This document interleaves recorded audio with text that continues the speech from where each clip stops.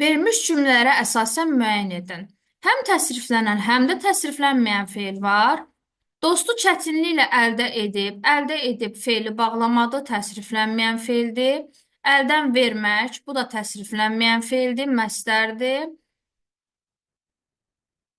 Təsriflənən feil isə nümunədə iştirak eləmir. Deməli, bir yanlışdır. Köməkçinin hissəsi işlənməmişdir. Baxırıq. Bəli, köməkçinin hissəsi işlənməyib həqiqətən də doğrudur. Şəxs sonluğu qəbul etmiş söz isimdir. Nadanlıq sözü bəli isimdir, şəxs sonluğu qəbul edib. Bu doğru fikir olduğu üçün götürmürük.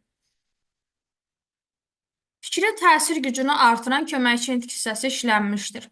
Fikrin təsir gücünü artıran köməkçinin hissəsi ədatdır və burada ədat işlənməyib. Məstər quruluşca düzəltmədir. Bəli, yaşamaq sözü düzəltmədir. Yaş sözün kökü aleksik şəkilçidir.